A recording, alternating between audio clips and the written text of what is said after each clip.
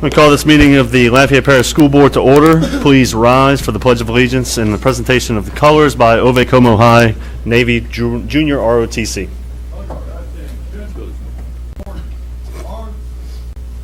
I'm a five-year-old.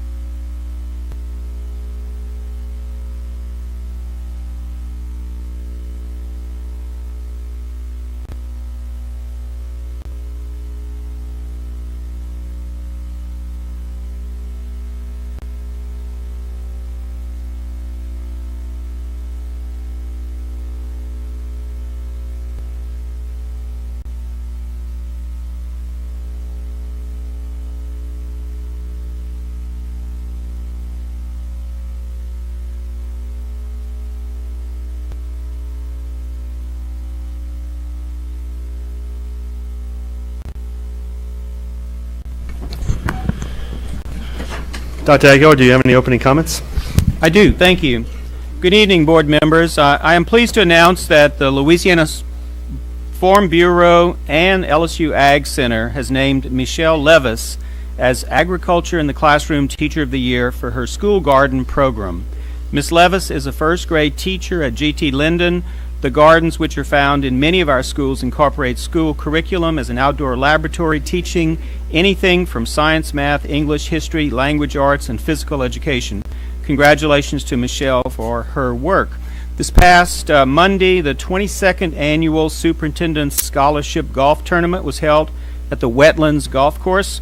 Golfers were able to dodge the afternoon showers in support of seniors with post-high school education and or training cost. The Acadiana High administrative team was the school's system's winner, with the corporate sponsors of Sound and Communication, Poche Pruitt and Associates, and Bernhardt Mechanical winning first, second, and third place respectively. Through the generous donation of this year's sponsors, the tournament raised $40,000. Yes. Scholarships for our graduating LPS seniors. The scholarships help students in their first 2 years of post-high school education. All seniors have received emails encouraging them to apply for the award. The deadline for submitting the scholarship package is Friday, April 12th. And again, I want to express my sincere thanks to all of the sponsors and everybody who supported this great event. Board members, I left at your area a packet of information. I have been compiling over the past 4 years all of the events that have taken place in the district that I would call milestones. It's been a difficult task to try to get to completion. The cover document references milestones from 2015 to 2019. It's about 100 of the most noteworthy events that have happened in the Lafayette Parish school system. In the packet is the more detailed year-by-year reflection of everything that you guys have been able to accomplish, the school system as well, our teachers, our students. It's an incredible body of work that those of you that are running for re-election will likely be able to tout many of the things that have happened in the Lafayette Parish school system through your leadership. Those of you that are not choosing to run, you will be able to read these things later in life and reflect on the good work that you guys have done in your term in office. So I hope you enjoy reading back all of the things that have happened in the Lafayette Parish school system over the past 4 years. We are, board members, we are sad to discuss tonight the fact that Mr. Joe Craig has chosen to retire from the Lafayette Parish school system. Mr. Craig holds a Bachelor of Science degree in Science from Purdue University that he earned in 1983. He has a Master's of Science degree in Fishery from LSU in 1985.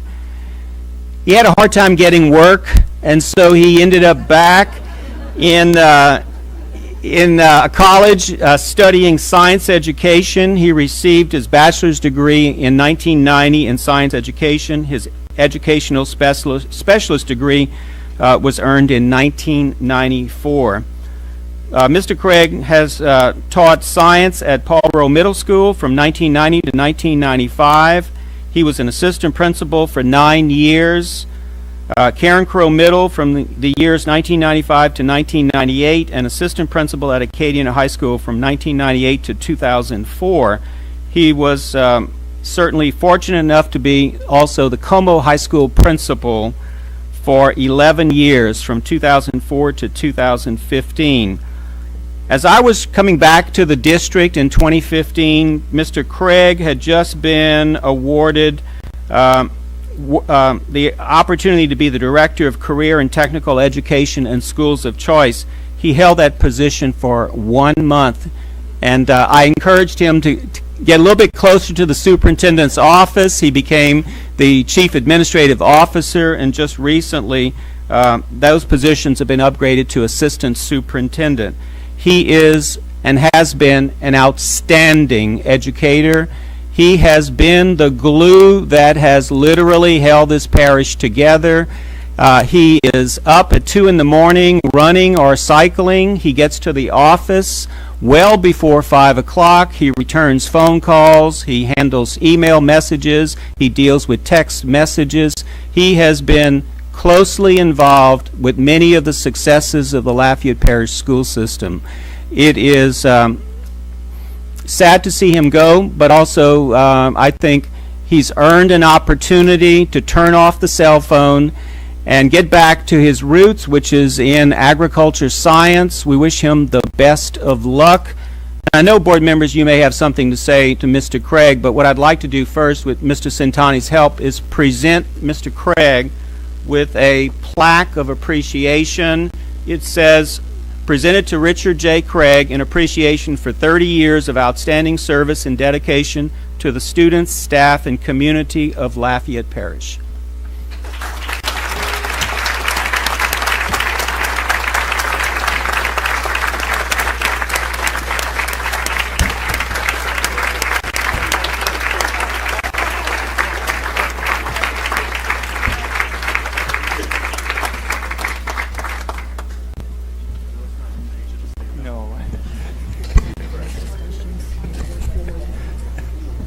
If anyone knows Mr. Craig, you will know that Mr. Craig really doesn't like things like this too much.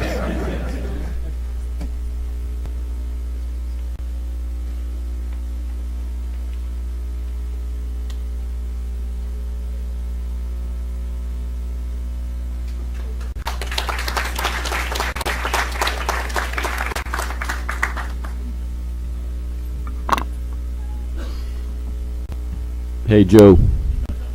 I'm done. Thanks. Oh, you're welcome. Thanks. I know I'm not a man of few words, but when it comes to, thanks. Mr. Angel is going to give a brief presentation on District 2, and while he walks up there, I'll tell you a little story about Labor Day in 2015 when I had sent something to Joe on Monday afternoon, and the email said, "Joe, under no circumstances are you to do anything with this today. I am sending this to you so I don't forget to send it to you tomorrow." And then 2 hours later, I get an email back with whatever the answer was to whatever question I was asking. So that is emblematic of the way Joe Craig has worked hard for this school system. Mr. Angel. Thank you, Mr. President. Dr. Aguilar, you mentioned 100-something accomplishments over the years here, and I'd like to point out a few that are kind of near and dear to my heart, because these are accomplishments that occurred in the district that I represent, kind of the northern part of Lafayette Parish. And I want to thank not only you, Mr. Trosclair, Mr. Craig, our teachers, and our parents. You know, the most important part of the student's life are the parents. We appreciate you. Parents who really are concerned about their children, that those children do well. Acadian Middle. Acadian Middle had an 11% increase in 6th grade science scores, a 14-point increase in 6th grade math. Students showing the most gains were students identified as being economically disadvantaged, and as well as those with disabilities. A 5.1 increase in grade 7 ELA. Evangeline Elementary, 2.3 increase in third grade science index. Karen Crowe Heights Elementary, 4.0 increase in third grade ELA. 11.1 increase in third grade math. 7.5 increase in fourth grade math. 17.5 increase in third grade science. Cameron Grove Middle School, a 1.3% improvement in math proficiency, a 10.9 increase in the number of students scoring mastery and above in social studies, a 5.7 increase in sixth grade math proficiency, 4.6% increase in improvement in students scoring mastery and above in sixth grade social studies, a 2.5 increase in students scoring mastery and above in seventh grade science, a 9% increase in students scoring mastery and above in social studies, 6.2 increase in students scoring mastery and above in ELA, 19.7 increase in students scoring mastery and above in social studies. Karen Crowe High School. Karen Crowe High School demonstrated the following EOC end of course index increases. English 3, 8.1. Algebra 1, 2.7. Geometry, 14.4. And the last thing I want to mention, which is probably one of the very important, if not the most important factors in students seeking employment, and that is high school graduation. I realize post-high school studies are important, post-high school education is important, trade school is important, college is important. But I think one of the first things that we must do is to graduate from high school. In 2014, Karen Crowe's graduation rate was 59.6%. 59% of our students graduated. In 2015, 62% of our students graduated. In 2016, 69.9% of our students graduated. And in 2017, 71.5% of our students graduated. I think those are horrendous numbers. I know everyone is responsible that's part of our system. But Doc, you were the superintendent, and I congratulate you, and I wish you very well. Thank you. Thank you, Mr. Angel. Board members, I would invite you towards the end of the meeting to say your thoughts about Mr. Craig and thank him for his service. But we have an important item to get to because we have a board member who is under a timeline to depart from this meeting. So what we're going to do right now is we're going to go straight to item 4.4 and handle the interim superintendent interview item, and then go back and do our support workers of the year presentation. So the current item is interim superintendent interviews. In front of you, you have, I'll just kind of describe how we'll handle this. In front of you, you should have 2 sheets of paper with 5 names on them. That means 4 individuals have been eliminated from consideration. Superintendent Piu from Vermilion Parish formally withdrew his name yesterday. Mr. DeShera, Mr. Fowler, and what's the other one that's missing on here?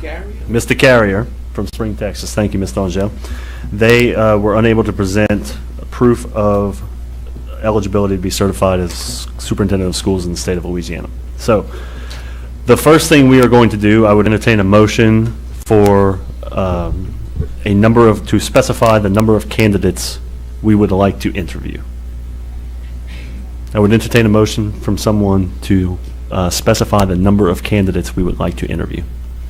I'd like to make a motion that we go ahead and limit the number to 2. Second.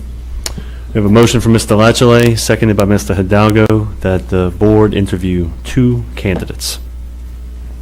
Do we have any public comment on this item? Do we have any board member comment on this item? Madam Secretary, I'll call for the vote.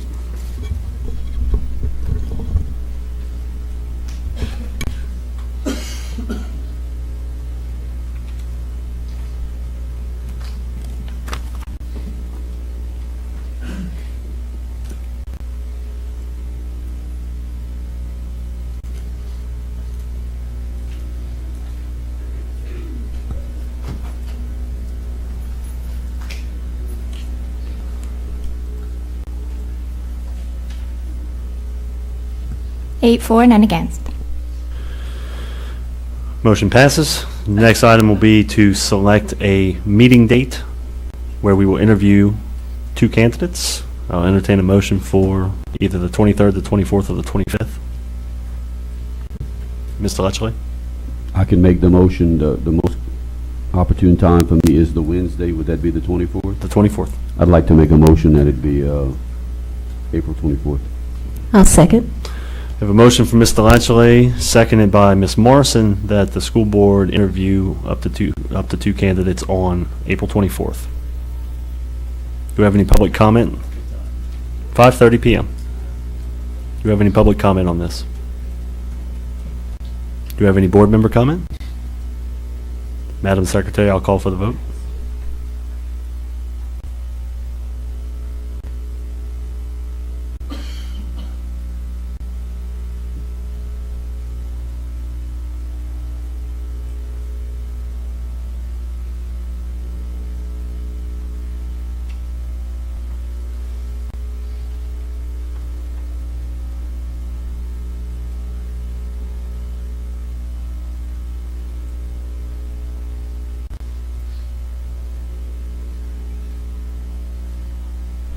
Eight for, none against.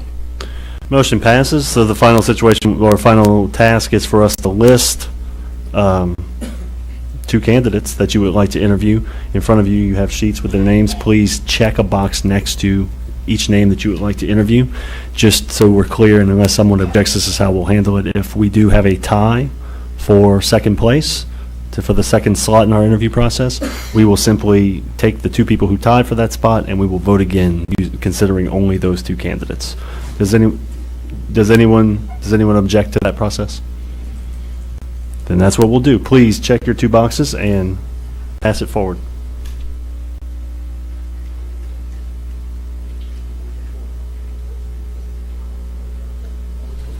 Tell them, have them write there, print your name and sign it, and up at the top, fill in a vote, put 1, the number 1.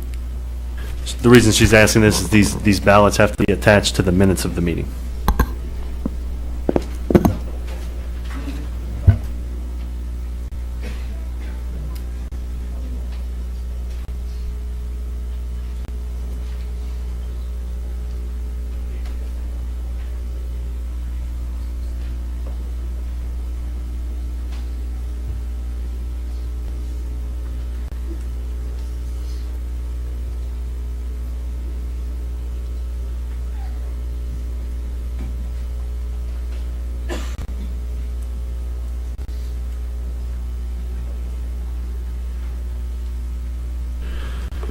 Okay, I will read the votes in no particular order.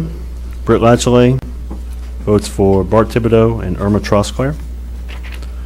Tommy Angel votes for Bart Thibodeau and Irma Trosclair. Elroy Broussard votes for Bart Thibodeau and Irma Trosclair. Jeremy Hidalgo votes for Bart Thibodeau and Irma Trosclair. Mary Morrison votes for Bart Thibodeau and Irma Trosclair. Dawn Morris votes for Bart Thibodeau and Irma Trosclair. Timmy Chasson votes for Irma Trosclair.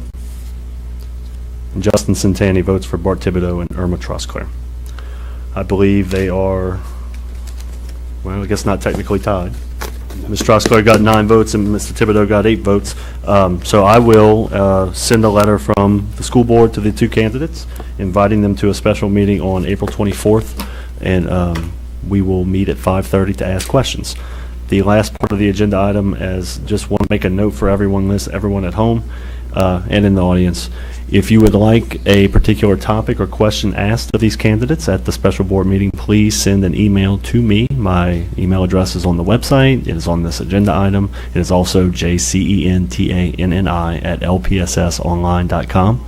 I will compile any questions that I receive and distribute them to the board members so that they might be asked during this interview process. So with that handled, does anyone have any other business on this? Ms. Boudreau, do you have any further business for us on this item? Mr. Hidalgo? Yes, sir. The original motion was to make sure that the public was included, and you've certainly done that by way of having them send their questions, but they're certainly welcome to come to this. This is going to be an open process. Let me go ahead and clarify that. I sometimes take for granted that everyone understands how we operate. Every single meeting we have is in public. This meeting will also be in public. You'll be able to sit right where you're sitting right now and listen to the candidates answer questions. Before we take any votes, you will be invited to comment at the podium. So that meeting will be handled just as the meeting tonight, April 24th.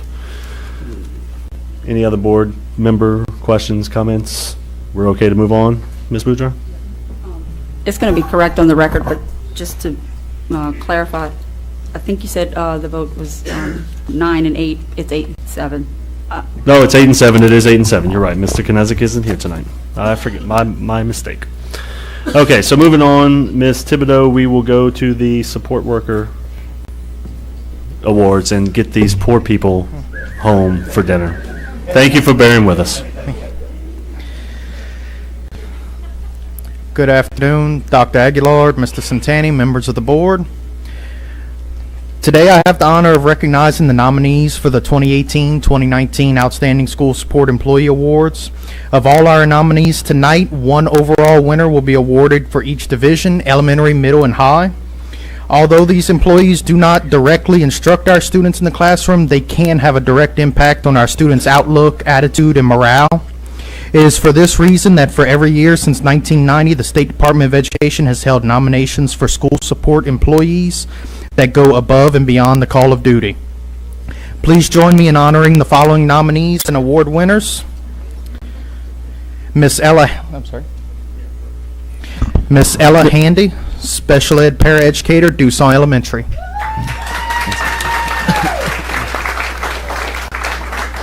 I'm sorry to interrupt, but I would like to make a special request on behalf of the school board and the president.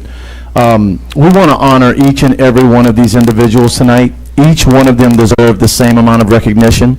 We'll ask that once we start to get further in the program that you not congregate and speak loudly outside of the doors. We want to honor everybody, so we would ask for that for that respect. Thank you. Ms. Sherelle Gaboro, Secretary, Early College Academy. Ms. Borrow is also our high school award winner overall. Yeah.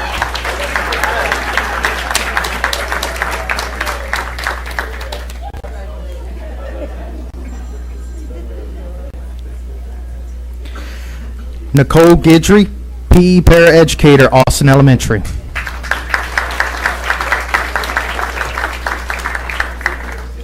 Ryan Martin, Custodian, Westside Elementary.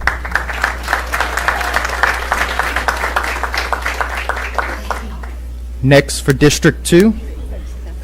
Oh. Going too fast.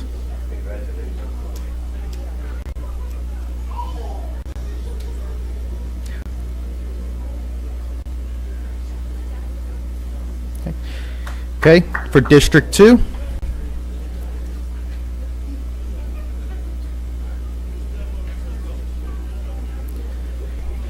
Miss Sandy Colomb, Cafeteria Manager, Acadian Middle.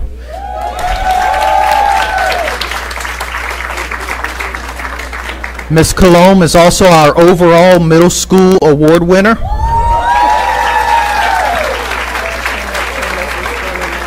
That's fine.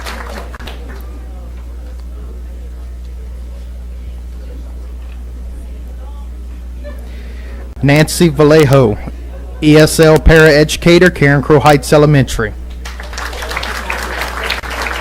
Donna Como, Clerical Assistant, Karen Crow Middle.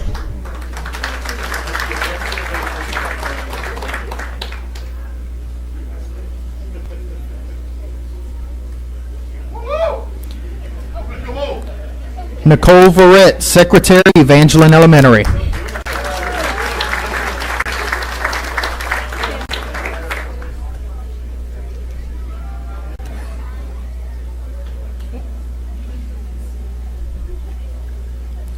For District 3, Mr. Jerry Parker, Custodian, Alice Boucher Elementary. Miss Susan Kincaid, Clerical Assistant, Karen Crohat. Oh, he's coming? Oh. Okay.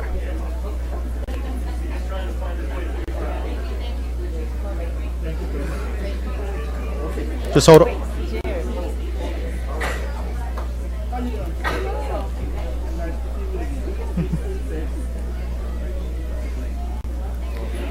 Now, Mr. Jerry Parker, Custodian at Alice Boucher Elementary.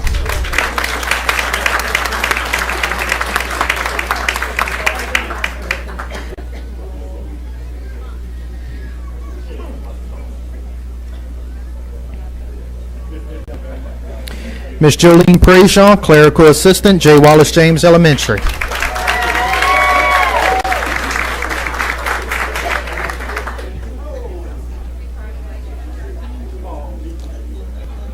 Crescenda Broussard, Secretary, Live Oak Elementary.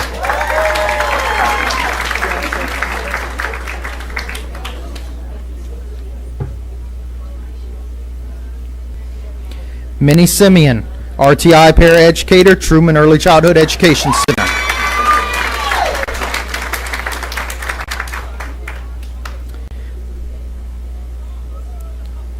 For District 4, Mr. Nelson Zeno, Custodian, Paul Bro Middle.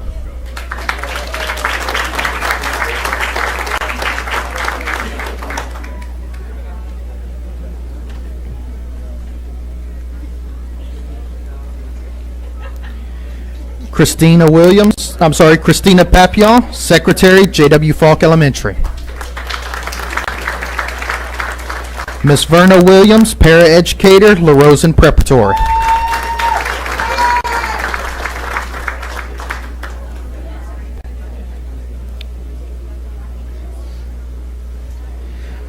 Miss Norma Davis, Head Custodian, Northside High.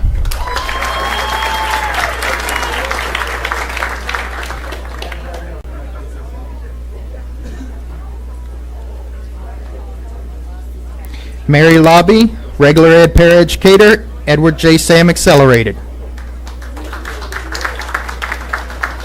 Catherine Anselmo, Clerical Assistant, David Thibodeau STEM Magnet Academy. Okay. Now for District 5. Thank you, sir. Denise Weber, Secretary, Acadiana High.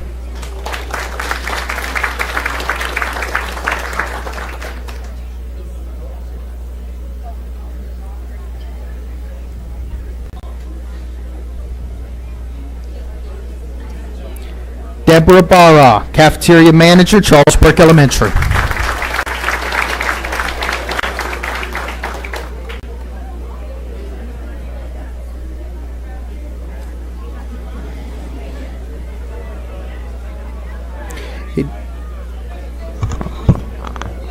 Ladies and gentlemen, in the hallway, please, if you don't mind, please keep it down. Thank you.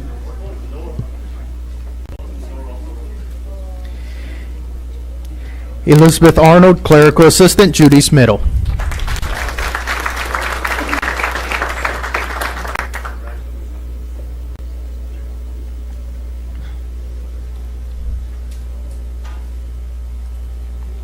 Nicole Foray, In-School Suspension Facilitator, Leo Judy's Elementary.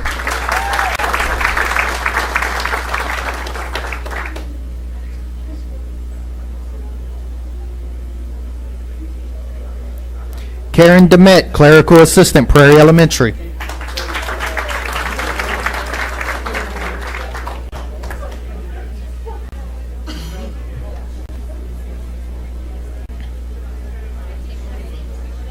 Julia LeBlue, Special Ed Paraeducator, Ridge Elementary.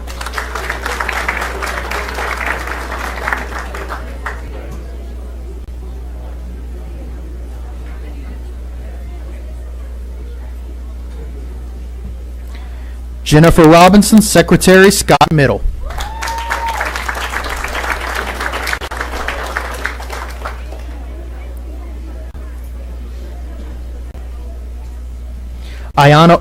For District 6, Ayanna Washington, ESL Paraeducator, Lafayette High.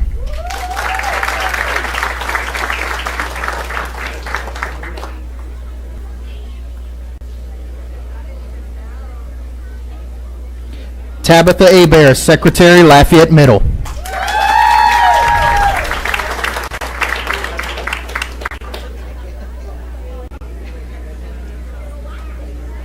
Jamie Spears, Clerical Assistant, Edgar Martin Middle.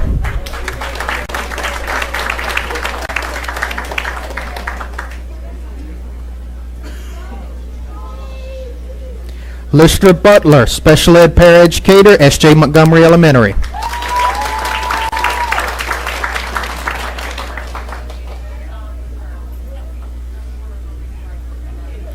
William Hargroder, PE Paraeducator, Myrtle Place Elementary.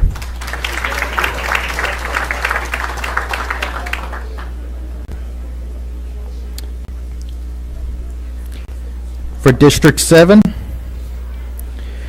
Thomas Carmouche, Head Custodian, Como High School.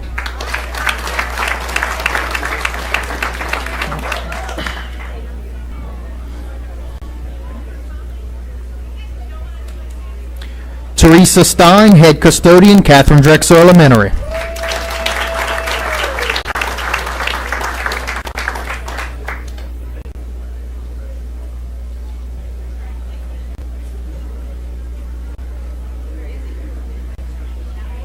Sonia Francois, Computer Proctor, Corporal Michael Millbrook Elementary.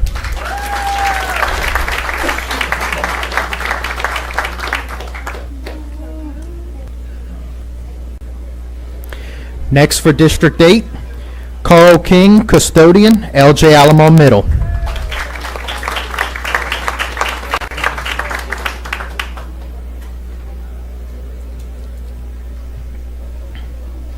Cindy Bowe, Special Ed Paraeducator, Broadmoor Elementary.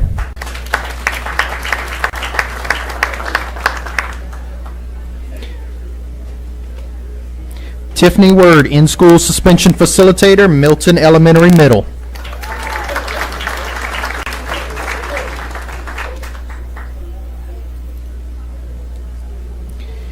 Mitzi Broussard, Special Ed Paraeducator, Milton Elementary Middle. Carolyn Danton, Computer Proctor, Woodville Elementary.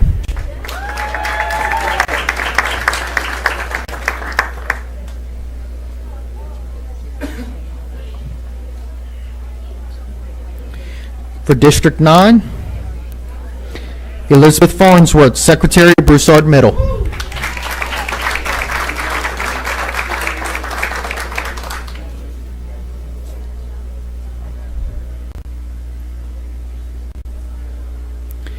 Pam Gardner, Custodian, Ernest Gallette Elementary.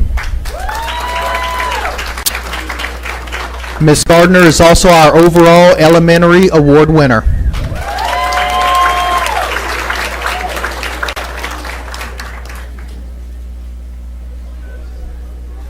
Angela Sellen, Clerical Assistant, Green Tea Linden Elementary.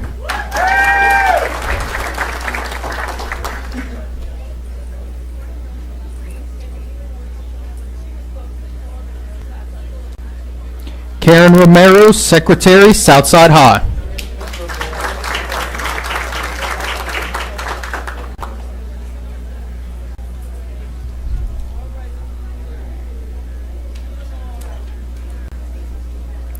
And last but not least, Miss Metta Stoven, Clerical Assistant, Youngsville Middle.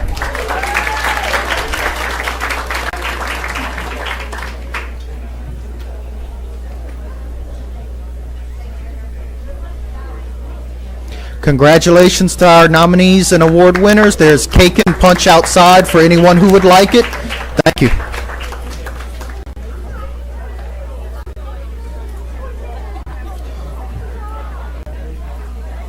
Okay, whoever did that, brilliant. Grouping them by board member. This is your opportunity to exit the meeting. We're going to lock the doors when they're done.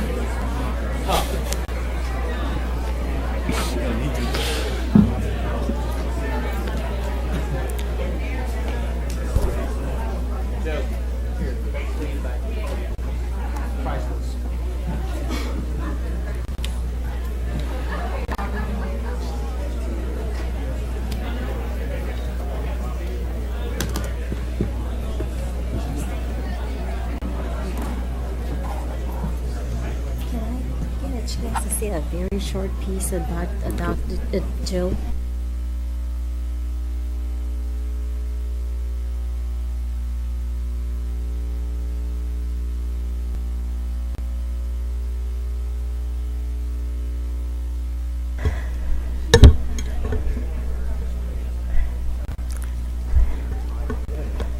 Okay. Mr. Craig, I'll be leaving. My granddaughter has a dance review, and I wanted you to know that when people say that you return phone calls and you return it with a smile and energy and excitement, and I will always remember, hey, Miss Morrison, what you got? What's going on? And you take care of it right away, and you're just always just so patient and just taking care of everything. I'm not sure who's going to take your place, but they're going to have some big shoes to fill. And thank you for everything. You're very special, and where you're going, they're very lucky to have you. They just don't know how much. So congratulations. Happy I had the opportunity to work with you. You're the best. Thank you, Ms. Morrison.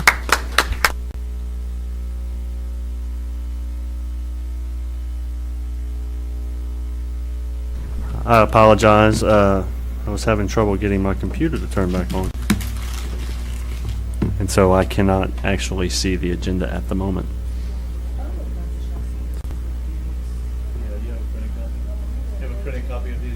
Yeah, this is what you get for going. This is what you get for going paper. What you get for going paperless.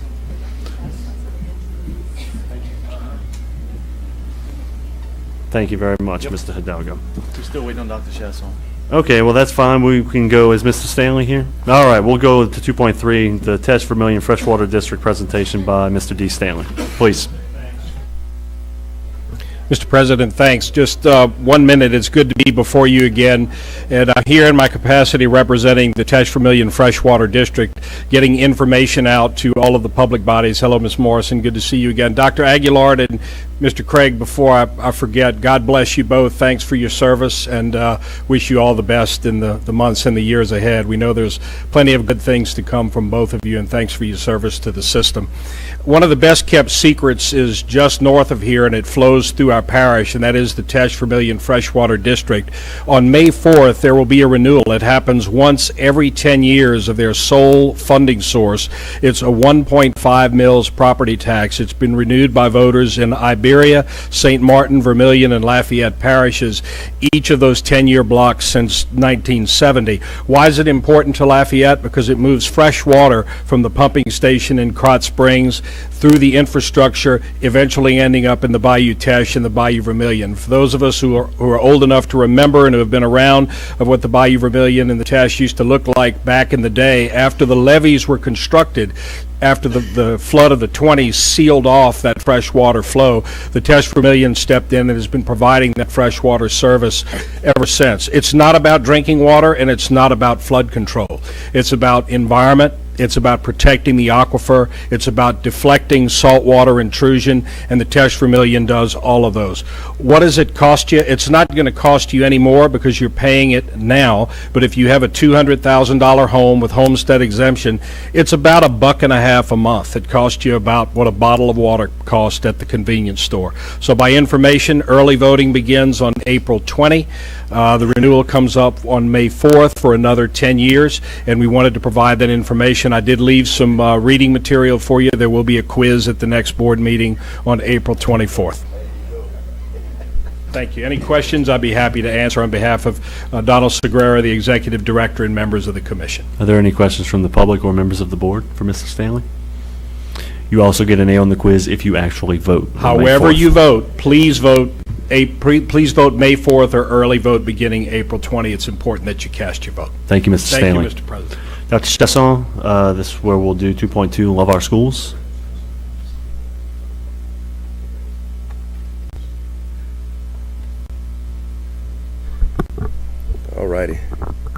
weird being up here. All right. It is my esteemed honor and privilege to introduce two organizations that will speak about the Love Our Schools initiative that will be occurring on July 13th. As we all know, inspiration and encouragement for students, teachers, and staff at every school are necessities for ensuring a brighter future for our children. And with that in mind, the Lafayette Parish school system is incredibly fortunate to have two organizations, Love Acadiana and the William C. Schumacher Family Foundation, step forward to revitalize 8 schools within our parish. They have spearheaded this initiative and called upon other private and public organizations to do the same. I, for one, am incredibly and beyond grateful for the people within our community for seeing a need and a rising to this occasion. I would now like to welcome and introduce Cindy Delana, the Executive Director of Love Acadiana, and Ryan DiMaggio, CEO and General Counsel of the William C. Schumacher Family Foundation, to please tell us more.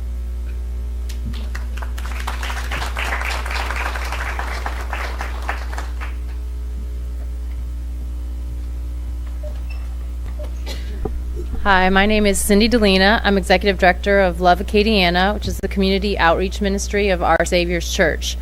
Our vision is to show God's love and create partnerships within churches, nonprofits, government, and business organizations to serve our Acadiana community. Our biggest event to date was a huge 8-day flood rebuilding event, headquartered at the Cajun Dome, followed by 2 years of flood relief in partnership with 8 Days of Hope, the City of Lafayette, Catholic Charities, United Methodist Committee in Relief, United Way, Graham Group, and many, many more, all valuing about $4 million of rebuilding work and including more than 5,000 volunteers, over 40,000 volunteer hours. This last 2 summers, thankfully with no flood, we've been serving our community by cleaning, painting, and landscaping schools in a 1-day event known as Serve Day. We've painted 6 schools with over 2,000 volunteers in those 2 years. Schools such as Herod Elementary in Abbeville and Southwest Elementary in Opelousas and Paulboro Middle School in Lafayette. This year I'm more excited than ever that we are supersizing our event, and we have a brand new community partnership with William C. Schumacher Family Foundation, and I'd now like to introduce the CEO, Ryan DiMaggio.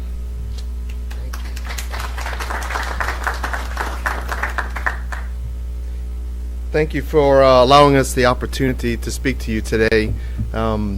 Smiling at Dr. Aguilar and Irma Trosclair. This is really humbling for me because I think we just decided in a coffee shop that we needed to do more for schools. And by that, I mean bring awareness to the need for the community to support our schools. I come from a family of educators. Aunts, uncles, grandparents, you name it. They were all educators, served on school boards in St. Andrew Parish. And so I appreciate what education does for a community. It is my humble belief that the foundation of our community, the success of our community, the prosperity of our community, or the lack thereof, stems from education. And so when I talked to Dr. Kip Schumacher about an opportunity to do something for schools, and Cindy and I crossed paths, we had known a little bit through the Pew Foundation. Mr. Todd is here in the audience tonight, that there's a transformation zone. And I said, well, what is a transformation zone? What does that mean? I'm a product of public schools and I have no idea what that means. And come to find out, it's exactly what it means, is that we as a community needed to do more for our schools and for our children than we were doing as a state. And that's not a slight on anyone, it's just a fact. And so, as I've stated before, we are last, or near last, in the country in education, and it's okay to state that, but Love Our Schools is about finding a way for us to say that we're no longer going to accept that. And so we've put some resources together, and on July 13th, with the help of literally 2,000 to 3,000 volunteers, we hope, we are going to ascend on 8 schools in the parish in the transformation zone, and they're listed on our website, which is loveourschoolsfoundation.com. When Cindy and I first met, she said, so what do you think the budget should be for this? And we threw out some numbers, and I multiplied those numbers. And since then, it's really amazing. In 2.5 months, we've raised almost $600,000. And our goal is about $1.5 million, which we think when we're done at these schools, the projects that we're going to, the revitalization projects that we're going to institute, the supplies that we're going to provide to schools and teachers and students, we really think will be in the value of millions of dollars. And, you know, that's great to give 6,000 students backpacks and supplies on the day that they show up to campus so that they're prepared and don't have to worry about whether I need a pen or a pencil or a piece of paper to write on something, or whether a teacher has supplies to buy a whiteboard. So we're already starting to buy things. We're looking at whiteboards at schools, we're looking at decks at schools, we're looking at landscaping and painting, and we're looking at basketball goals at the schools and all the things that the principals have said that they need. And we've walked around the schools already on 2 occasions. 8 Days of Hope is a great partner of ours. They came down when the flooding occurred in 2016. They are going to be partnering with us. They are sending down 24 of their site supervisors to be here on that day at their own cost, to partner with us and all the volunteers to do what we're going to do. And I will tell you that it is impossible for us to carry this out without the support of the school board and the administration and the teachers and the families. And so we would just encourage everyone, go to our website, sign up to volunteer. It's easy. You show up. We're going to have all the paint, all the supplies, all the organization that you need. If you have some money, I don't care if it's 50 cents or $500,000, donate it to these kids. We're going to put it to good use. And our hope is that next year this will be a standalone foundation, and it will support schools every summer and every year to come, so that eventually we will say we are not last in education, we are first in education. So that's our hope and desire. Timmy, thank you for letting us speak tonight, and to the administration, we appreciate it. If you have any questions, I'm happy to take your questions.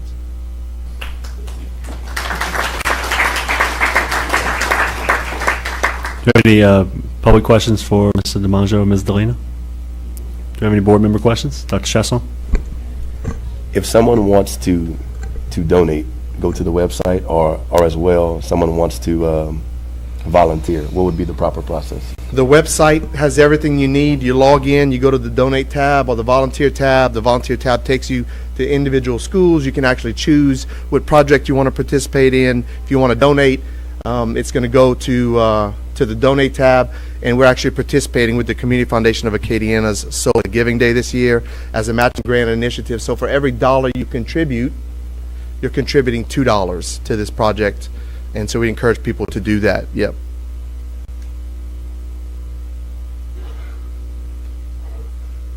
Anything else? No, I would just like to add really quickly that if anyone hasn't truly heard about what's going on, it is simply amazing. Like, kids at these schools, at J.W. Falk and Northside and Alice Boucher and Carricker Heights and Lafayette Middle, will be able to show up to school, and a book sack and school supplies will be provided to them. Now, initially I thought, wow, that's amazing.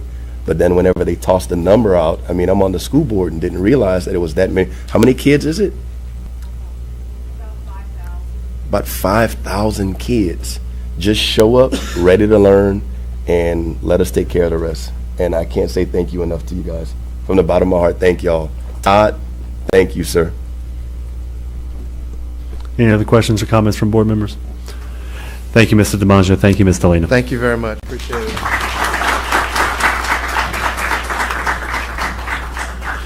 The next item, 3.1, Human Resources Personnel Changes for April 10th, 2019. Ms. Thibodeau, do you have any introductions? We do have an introduction tonight. I'd like to introduce the new assistant principal at Woodvale Elementary School, Ms. Anne Marie Tauzand. Ms. Tauzand received a bachelor's degree from UL Lafayette with certifications in pre-K through 3rd grade and ESL, and a master's of educational leadership degree from LSU Shreveport. Ms. Tarzan taught for 4 years in Iberia and Vermilion Parish before entering Lafayette Parish. She taught 8 years at Carencro Heights Elementary School, and her most recent position was kindergarten teacher at L. Leo Judice for the past 4 years. Ms. Tarzan was a LEF Teacher Award recipient and Carencro Heights Elementary School Teacher of the Year. Congratulations. Ms. Tarzan, you can come here and...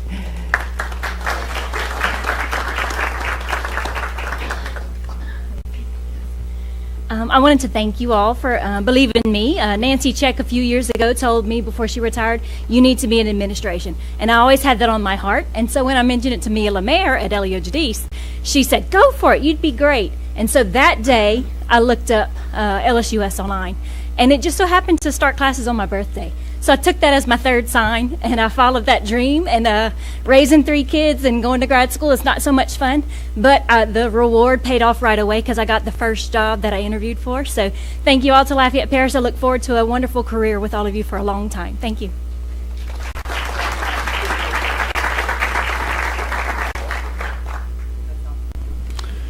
Is that Miss Tozan or Tarzan, as she was saying? Tarzan. I'm sorry, I said that right. As someone whose name gets mispronounced frequently, I wanted to clarify. You can hardly go wrong listening to Mia Lemaire's advice, I'll promise you that. Thank you, Ms. Thibodeau. The next item is 3.2, list of bids approved to be advertised by the superintendent. Do we have any questions from the public or the board on the attached list of bids? Then we'll move on to the consent agenda. I will read each item in the consent agenda. Board members, please specify if you would like to have that item pulled for further consideration. Item 4.1, administration, revision of the 1920 school calendar. 4.2, 5th grade spot rezone, Falk to Barranco. 4.3, resolution 04-19-1955, increase in the 1920 MFP. 4.5, approval of quotes for Evangeline Elementary School playground equipment. 4.6, approval of quotes for Austin Elementary School playground equipment. 4.7, approval of quotes for Ridge Elementary School playground equipment. 4.8, rescind contract award for garbage and recycling collection and electronics waste disposal. 4.9, approval of bids for Drexel Elementary School roof replacement. 4.10, approval of bids for Lafayette High School roof replacement. 4.11, approval of guaranteed maximum price for Ridge Elementary classroom wing addition. 4.12, approval of quotes for Barranco Elementary electrical service replacement. 4.13, approval of HVAC maintenance contract change order for 1920. 4.14, release right of use St. Antoine property. 4.15, sales tax collection report for February 2019. 4.16, approved bid award science supplies bid number 62-19.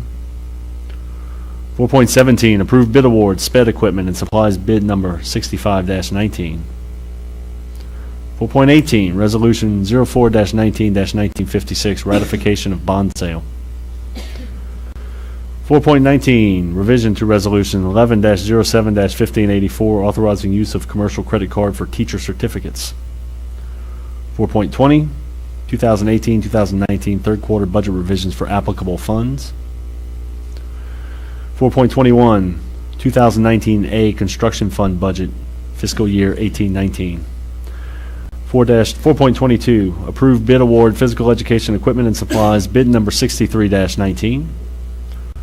4.23, grant fund summary, March 2019. 4.24, budget to actual reports, March 2019. 4.25, approved bid award, library supplies, bid number 66-19.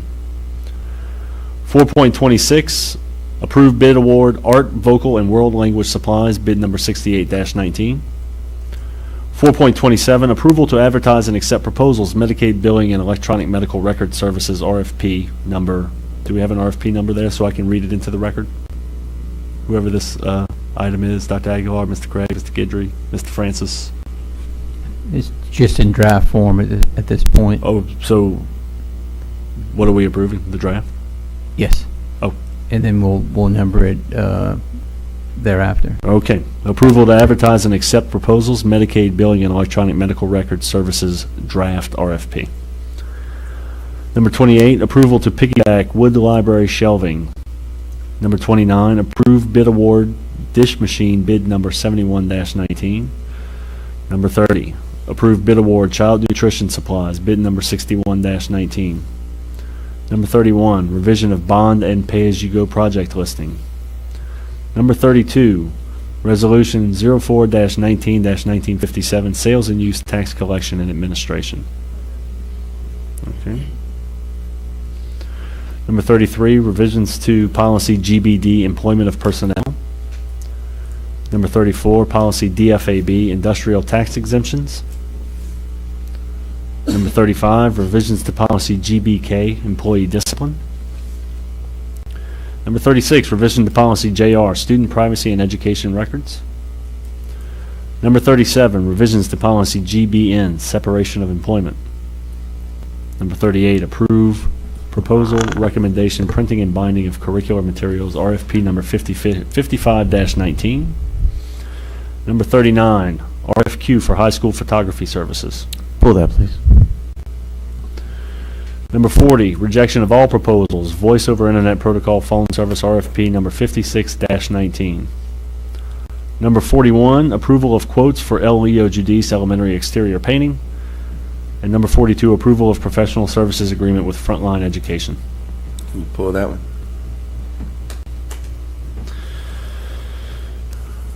And the approval of minutes.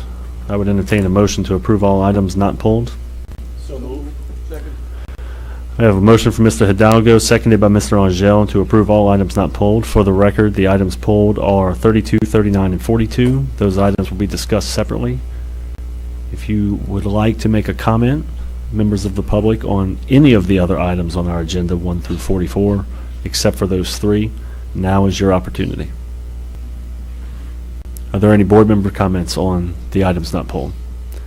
I would like to ask Ms. Trosclair to give the explanation she gave to me when I asked this particular question 2 weeks ago. Would you please explain the rationale of having a one-day, the children come back from Mardi Gras for 1 day in February with the change to the calendar? It was a good answer, and so I want you to tell it to the public. We wanted to try to tie for parents' convenience with daycare. We wanted to try to tie as many of those days for PD to already existing holidays. We felt that was more convenient. They would quite possibly already have daycare set up during the break for our working parents. So we thought that tying 2 of those days, I think we tied one as well right after Thanksgiving break, and that was our thinking on that. Thank you very much. Do we have any other board member comments? Please, Mr. Angel. I have a question, I guess, on the current calendar. As I walk in the morning, I see the sign for Karen Crowe Middle School. Spring break is when, like the last week in April or something? It's actually next week. Next week? And historically, this district has had the kids be off Good Friday and the week after Easter. When we brought this calendar to the board, because of the testing schedule, we did the flip this year. It happens maybe every 4 or 5 years where we put the Easter vacation is the same week as Good Friday, and we come back the day after Easter. It's a bit of a flip this year, and depending on how the testing calendar, state testing calendar falls, we do that adjustment. Do we test when they come back or before they leave? Yeah, some testing has been going on for the last couple of weeks and is wrapping up, and when we come back from the holiday, we'll be testing, and that's expanding to the middle schools and in the high schools as we get into late April and early May. And when does school end? May, the last day for the kids is May 28th, no, I'm sorry. 23rd? Yeah. Yeah. So they have about 3 weeks after the Easter break or the spring break. Yes, sir. We're down to what, 5 weeks, Dr. Aguilar? I'm not keeping track anymore. Okay, thank you. Joe Craig said the end of school is 2 days from now. Thank you, Mr. Craig. Are there any other board member comments on this item? Mr. Broussard? Not on that item, but okay. Yeah, I'll wait. Madam Secretary, I'll call for the vote. Before we do that, Mr. President, have someone in the audience. We didn't pull the item, and I'm looking forward on the agenda to ask question about the sale of the sheriff building. I believe we're not selling it. We are relinquishing But just- our just- right of use to yeah. a portion of it. Just a bit of information. Go right ahead. If we can explain to some of the gentlemen in the audience what we are doing on what has been done with our separation from the St. Antoine, the sheriff office building. I'm going to let Mr. Guidry fill in the blanks, but I believe we sold it 4 years ago, and we retained use of the kitchen area for food preparation for our school cafeterias, and now we are relinquishing that portion of our rights to the building? Yes, that's correct. That's correct. That's Yes. the whole story. Mhm. I didn't miss anything. All right. So that's it. We retain the mineral rights, I know for sure. We're retaining the mineral rights for the property and all that good stuff, but we're no longer going to have the right to use the kitchen to prepare meals for our schools. So, Mr. Guidry, the sale is final. We no longer have anything to do with it. All right. Yeah, I mean, with kitchen use. We're done. Warren.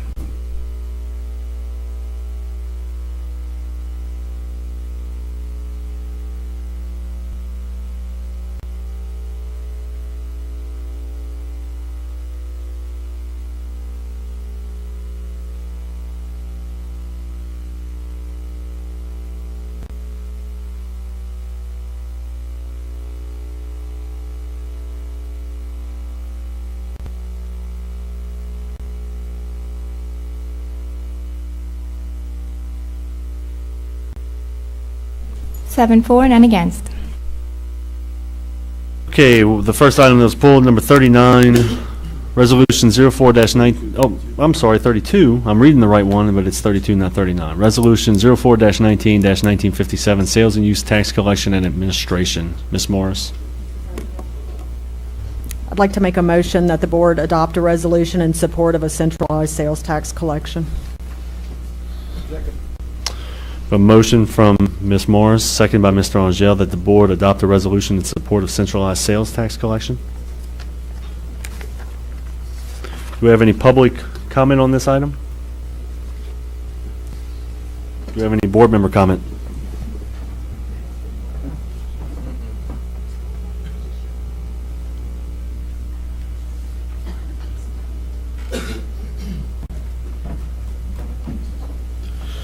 I'm going to read into the record the resolution in support of centralized sales and use tax collection and administration. Resolution 04-19-1957, whereas the state of Louisiana is one of only 2 states in the country without a centralized sales tax collection, whereas in January 2017, the Louisiana Legislature's Blue Ribbon Task Force on Structural Changes in Budget and Tax Policy recommended the creation of a uniform system of tax administration, collection, and audit, a recommendation echoed by economists and good government groups within the state. Whereas the lack of centralized collection imposes an administrative burden on businesses that discourages their investment and expansion in Louisiana, including Lafayette Parish, thus depriving our economy of growth and the resulting revenue enhancement for governmental functions, including public education. Whereas the lack of centralized collection compromises local agencies' ability to collect the full amount of their sales tax on internet sales, depriving them of much-needed revenue. Whereas the Lafayette Parish school system serves as a tax collector, spending over $2 million annually to collect taxes locally, and whereas these resources could be better invested in educating our students, compensating our teachers, and improving our facilities, therefore be it resolved that the Lafayette Parish School Board expresses support for House Bill 57, a constitutional amendment authorizing the legislature to provide by law for the centralized collection of all sales and use taxes levied by any taxing authority in the state. Finally, be it resolved that a copy of this resolution be provided to each member of the legislative delegation of Lafayette Parish and the governor of the state of Louisiana. So after reading that, I'll open the floor back up for public comments on this item or board member comments. Yes, sir, Mr. Angel. I have a question. Who would bear the cost of this?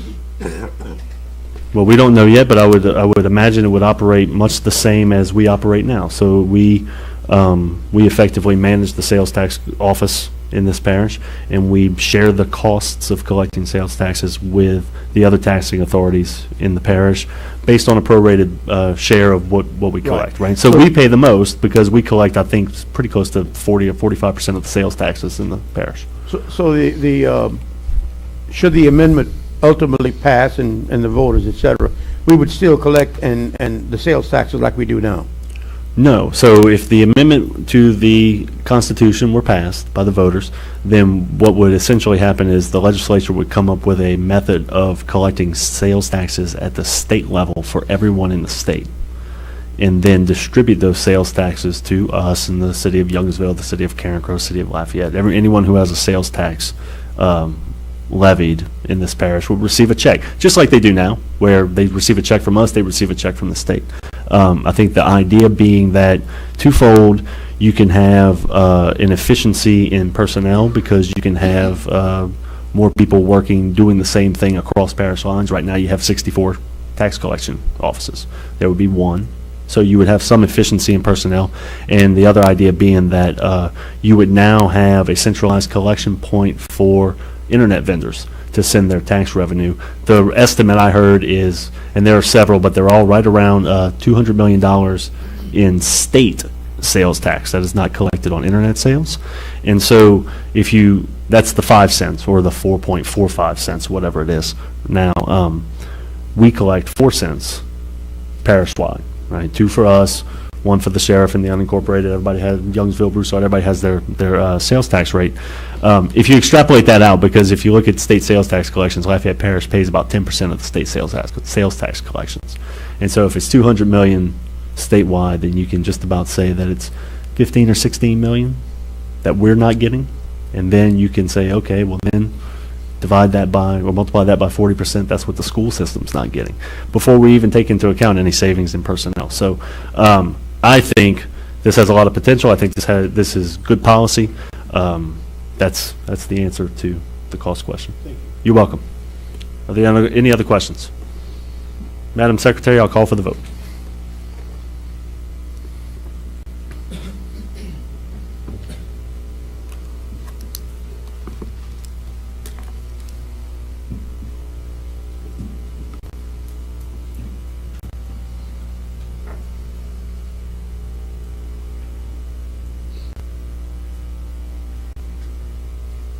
Seven for, none against. Motion passes. The next item is number 39, RFQ for high school photography services. Mr. Hidalgo. Yeah, thank you, Mr. President. I'd like to make a motion that the board authorize a quote process to provide photography services for LPSS graduation, and that the process shall include quotes and examples of work and liability insurance. All right, 1 second, please. We have a motion from Mr. Hidalgo, seconded by Mr. Angel, that the board authorize a quote. I wrote down quote process. I was trying to remember the first part. That the board authorize a quote process for LPSS graduation, and that the quote process shall include quotes and examples of work. Quotes and examples of work. And liability insurance. Right, and also, Mr. President, just to clarify, the quote process to provide photography services for LPSS graduation. Is that what I said? You missed the photography part. Oh, okay. Photography services, please include that, Madam Secretary.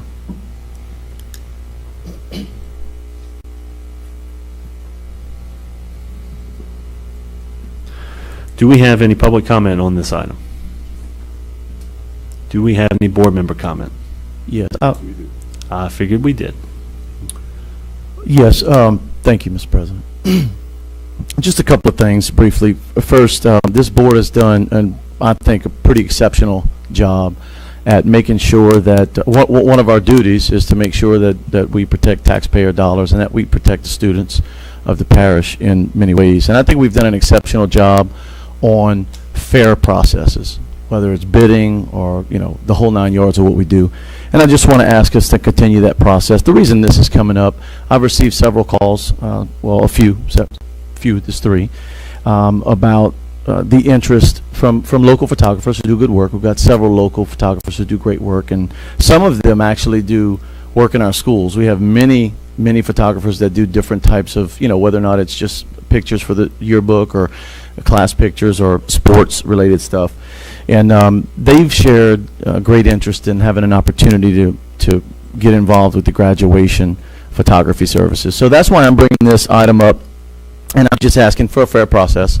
I would like that that a quote go out, and that, we get reputable local folks here who are interested in bidding on these services. And Mr. President, if it's okay, it's not in the motion, but I'd like to suggest that the superintendent have the authority to pick 3 people to review those quotes, and if, whether you are included or not, that you have the autonomy and the authority as our president to, execute that decision. I know that we have graduations in May, so we've got time to do this. So I just ask my fellow board members that we, as we've done in the past on many other occasions, that we give these local folks an opportunity to have a fair bid process and provide the best service and price to our parents and students. Thank you, Mr. Hidalgo. Do we have any other comment? Mr. Broussard? The process now, are they required to have insurance now? Anyone? I'm not sure if you're asking me, Mr. Broussard. No, I'm asking Mr. Craig or someone. Are they required to be insured now? Yeah, they would be expected to have liability service or liability insurance for their business that would be available. Typically, some of these picture events are taken at the school, sometimes at off-site, an athletic field, the Cajun Dome, but they'd have to have liability insurance to do business with us. The process now is the principals choose the photographer for graduation, principal only. We don't have a say-so on who the photographer is for graduation, do we? So ultimately, the principal approves it, but it's typically those graduation committees over the years.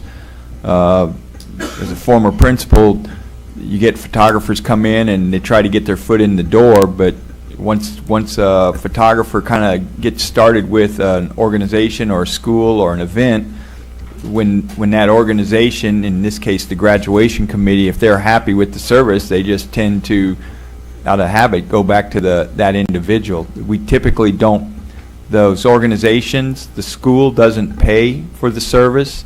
The vendor makes their profit off of taking a good picture, and kids that had their picture taken choose to purchase it.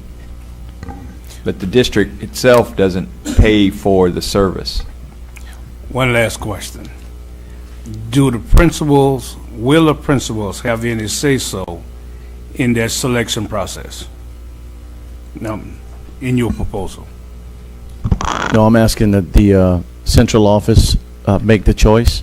And just for the record, I know that there's there's at least one principal who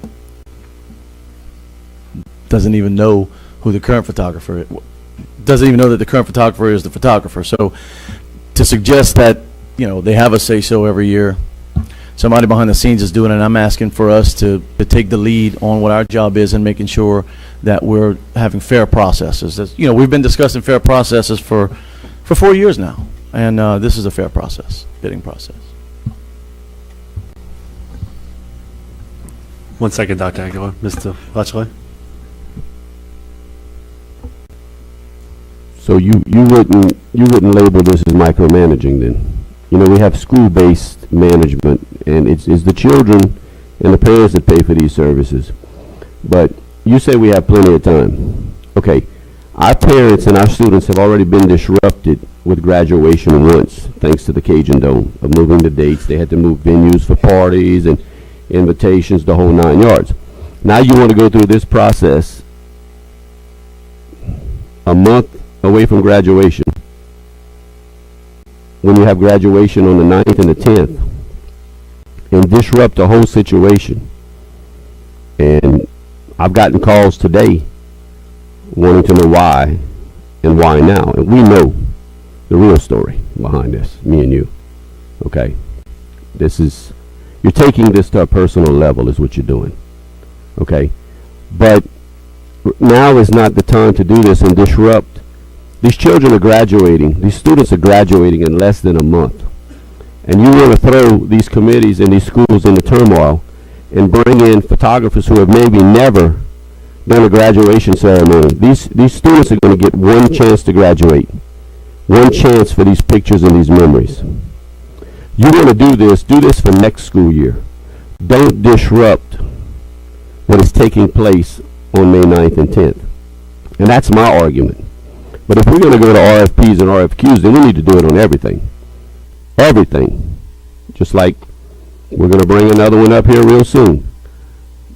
But we need to do it on everything, and you can't just limit photography just specifically graduation. Then you're going to have to do it on T-shirts, you're going to have to do it on koozies, and you're going to have to do it on everything. And all you're doing is making government bigger and bigger and bigger, and putting the board where the board doesn't need to be with these committees. We don't pay a penny for this service. It's the parents and the committees and the students and everyone who works hard to put these events on. And now we're going to micromanage these people. And I just don't think it's right. Or at least for May 9th and 10th. We could disrupt what's going to... These kids get one chance. What if these pictures are messed up or someone goes into this venue and has never done this before? That's half of my argument. Thank you, Mr. Latchley. Dr. Aguilar? So I just wanted the motion to read something like what was mentioned by Mr. Hidalgo, that the board president and the superintendent would identify the winning bid as opposed to waiting until May 8th for the next board meeting. So there might need to be some clarification in the motion. I concur, and I was going to get to that. So let me ask you a question. Is your intention to have Dr. Aguilar and I select the winning bid from whoever submits proposals? Sure. Okay. May I suggest, and somebody is actually calling me right now, Mary Morrison must not realize that we're still in a meeting. How is it going to be your idea that each school would be able to get their own, or this is going to be one person who does it for everybody? Right. Okay. Right. All right. Pretty similar to the way it is now, Mr. President.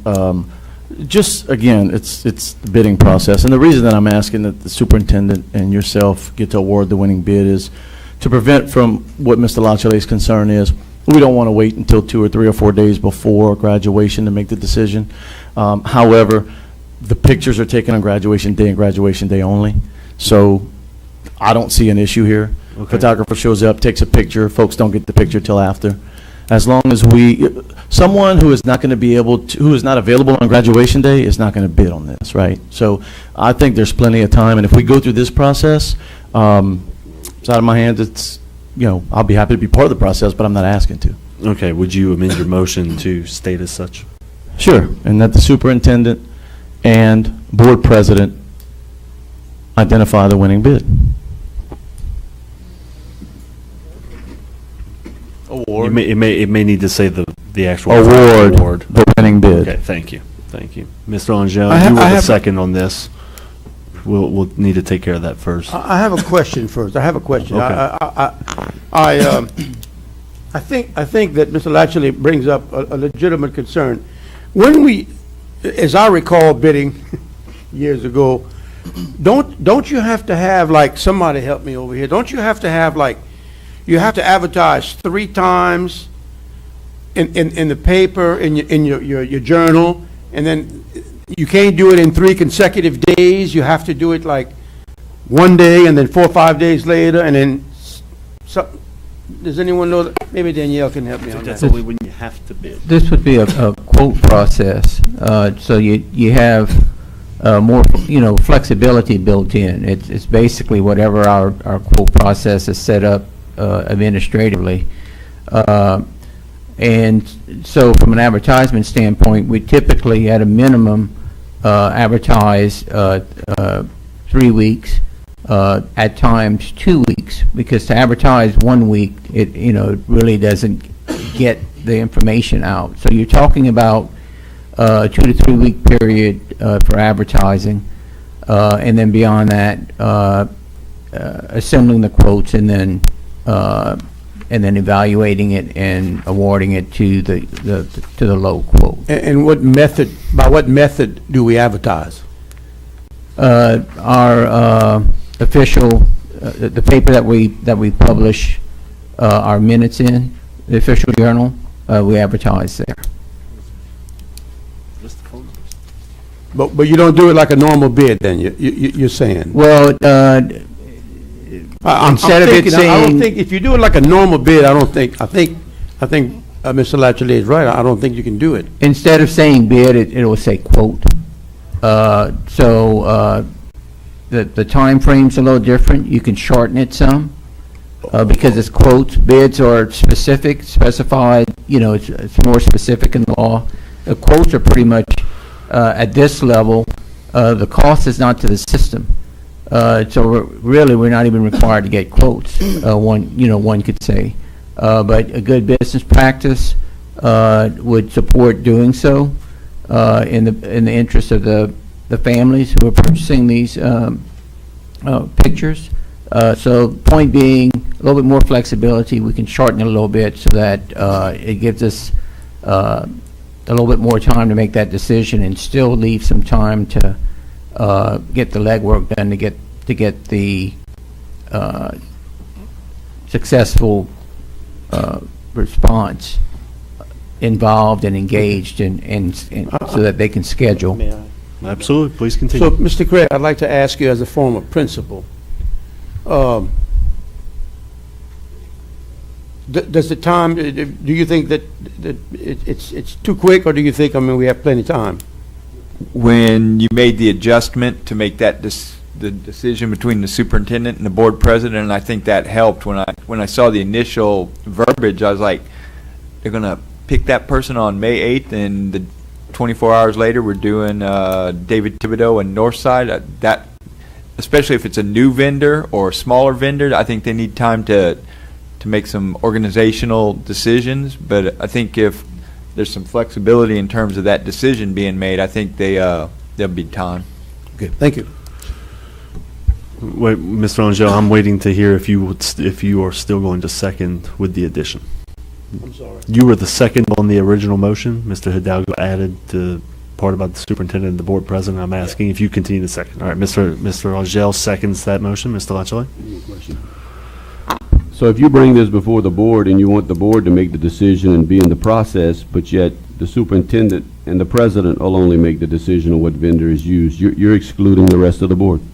I appreciate you addressing me directly, even though you shouldn't, but I'll answer you directly if the president will allow me. As Mr. Guidry clearly stated, this doesn't even require this process. I'm going to use the word transparency as I have many times in the past. I'm asking for that high level of transparency to go through the process, even though it's not required. So the caveat is to allow the superintendent and the board president to sign off and approve the final decision based on the information at hand. I could have asked that the superintendent just kind of do this and make other recommendations. That to me would have been less transparent. So I'm not excluding the board. A bid is a bid, a quote is a quote. The process, to me, is pretty simple, and I apologize if maybe it's not, but to me it's pretty simple. Do you have any other comments? Mr. Broussard. My concern is similar to Mr. Latchley's. Whether it's a quote or a bid, we are in the 11th hour with that. And that's my concern, not picking the right person, because that's a momentous occasion. And to have someone to select their best work and submit that might be the best work they've ever done. Did not do quality work before that, and will not do quality work after that. So that's my only concern. That we in the 11th hour with that. I would be more supportive if had we done this months ago, or put that in place for the next year. But being at the 11th hour was very difficult to digest. Last chance, Mr. Hidalgo. Oh, no chance. I just want to thank you guys for your consideration. That's precisely why I'd like them to present examples of their work. We have over a half a dozen that I'm aware of, photographers within the schools that I represent, different photographers, different people who do exceptional work. It would be real difficult if we were just rating it on the examples of work. So we have capable people in this community. This is not the 11th hour at all. And finally, I bring these things up as they come to my attention. So sometimes we bring stuff up that we've got 6 months to deal with, and sometimes we don't. This is not a pressing issue. It was a simple recommendation for a fair quoting process. I'd appreciate y'all's support. Thank you, Mr. Hidalgo. Do we have any other questions or comments? Madam Secretary, I will call for the vote.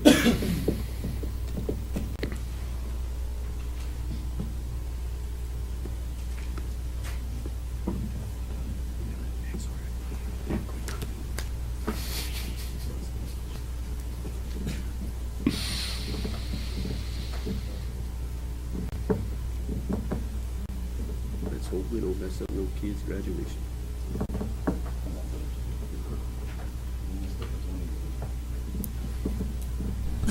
For, 2 against, 1 abstain. Motion passes. Next item on the agenda, item number 42, approval of professional services agreement with Frontline Education. Dr. Shessel?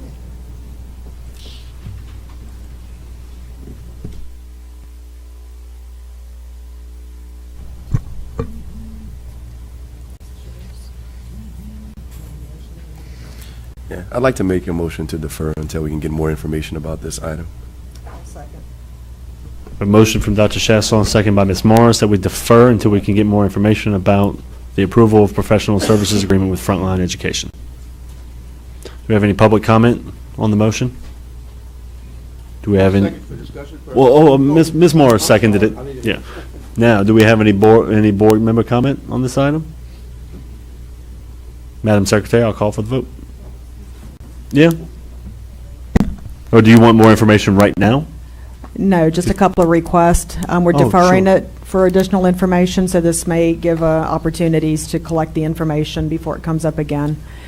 This is what I meant when I asked, did we have board member comment? Yeah, well, it took me a moment. Okay, all right. Go ahead, please. It took me a moment. One, Ms. Thibodeau or Mr. Mead, I assume there are other companies that provide us the same or similar service out there, so it would be beneficial for us when it comes back before us to know about these other companies and how they are similar or different in the services that Frontline provides. And also any information on what other districts use this particular company and what their experience is. Okay. Ms. Thibodeau, do you have all the information you need from Ms. Morris? I do, and I mean, if you want me to respond to her now, I can. No, the motion is appropriate. No, the motion is to defer. We'll handle it. Okay, Thank you very much. Thank you. Are there any other comments from board members on this item, on this motion? Madam Secretary, I'll call for the vote.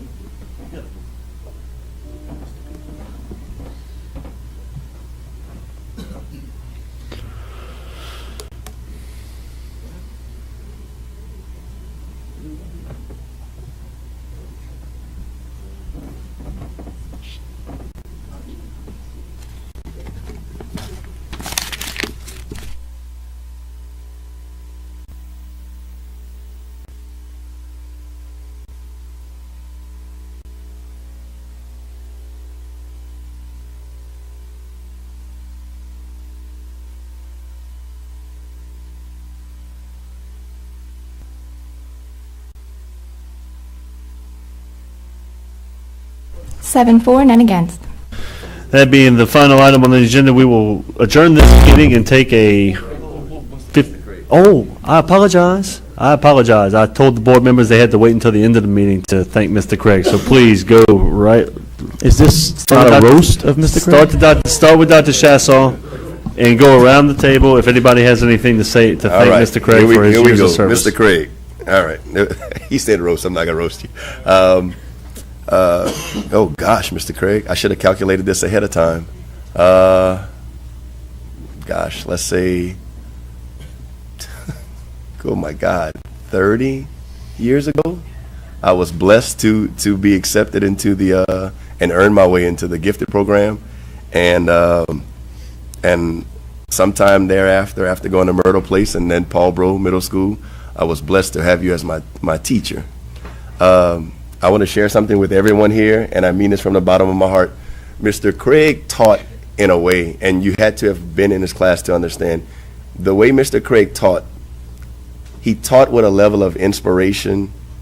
It was as if, as he was teaching the material, he was so excited about it because he knew it was things that matter in the world and could either save your life one day or make a difference in the world overall, that he taught in such a manner that it was as if he was learning the material for himself all over again.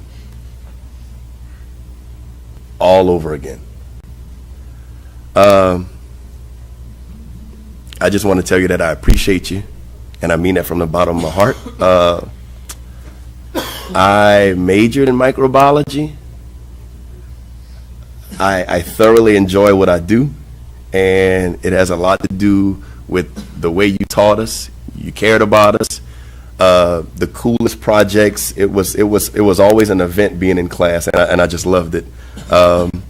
Justin Santani made mention, or someone made mention, turning off your cell phone, but please don't turn off your cell phone. So I still have things I need to ask you. We're gonna bother you. We may have to hire you out on a temporary basis. But I just really quickly, I'll tell you how special Mr. Craig is to me, and it's the most random story. And I think he as soon as I start telling the story, he'll know what I'm saying.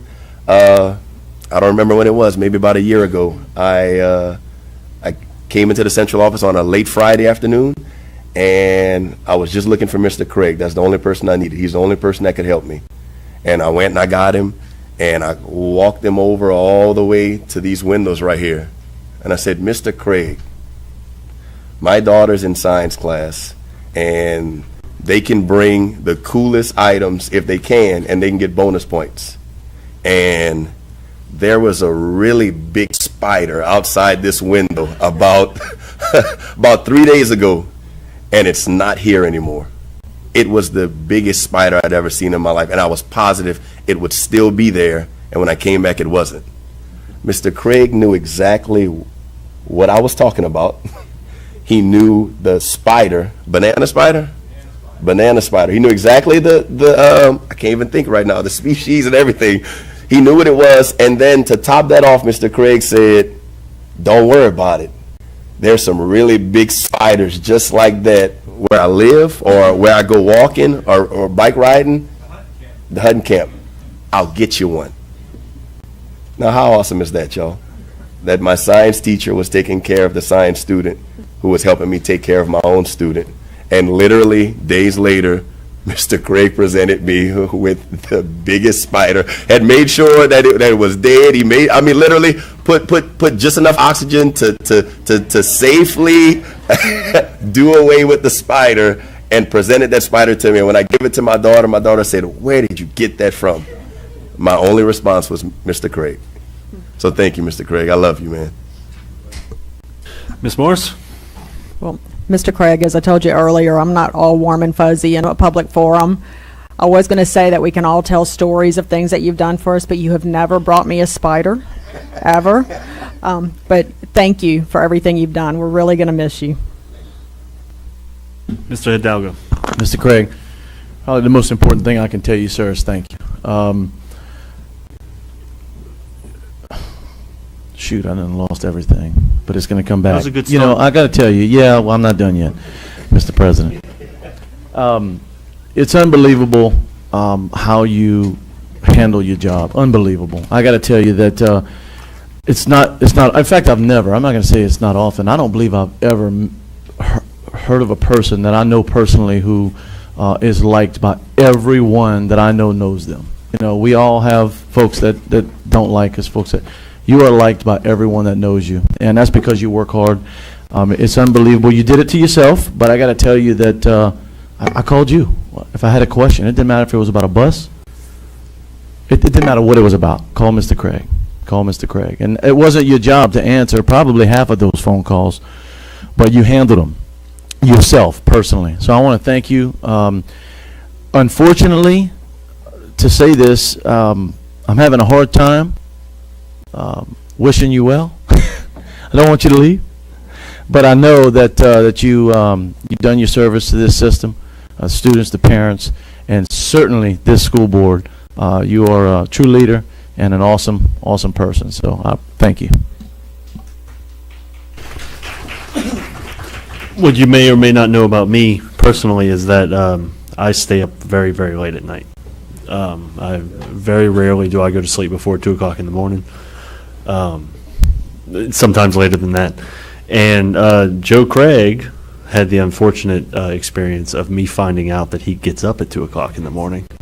And so I would send him texts and emails or call him because I knew he got to his desk at 4:30.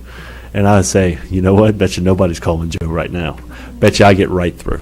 And so, and sure enough, Joe was at his desk ready to tackle the day and iron out transportation, iron out whatever the issue happened to be. And Dr. Aguilar kind of summed it up. You said he was the glue that held the system together. I always said the wheels would fall off the wagon if Joe weren't here. And I'm hoping they don't. I'm hoping I was wrong about that. Pretty sure I was right, though. Thank you for everything, Joe. Mr. Craig, I think I said it earlier, and I'll say it again for those who maybe didn't hear. I'm not a person of few words. I've never met a microphone I didn't like, and I'll always take the opportunity to talk. But even while my fellow board members were expressing their thoughts, I'm sitting here trying to think of what to say. And thank you. That's because I guess there'd be too much. I could go on for hours and hours, but it's kind of like my mind went blank. We go back over 20-something years, when you were at Acadiana, and I think I told you in an email when you announced your retirement that, I was going to wish you well and tell you once a Ram, always a Ram, because you were a Ram and you will always be a Ram, and we were privileged to have you at Acadiana, and that's where I first met you. And we're privileged that I got to work with you. I knew you as a friend. I knew you as an administrator. But it's been a pleasure working with you. And I think we'll all agree at 4:30 p.m. on Friday, we never sent Joe Craig a question he couldn't answer. Thank you, Joe. Mr. Angel? First of all, Mr. Latchley, you can't have all of him. You have to share him. Okay. He lived in Carencro and worked in Carencro Middle. Don't forget that. I wish for you, Joe, the very best, and thanks for everything you've done.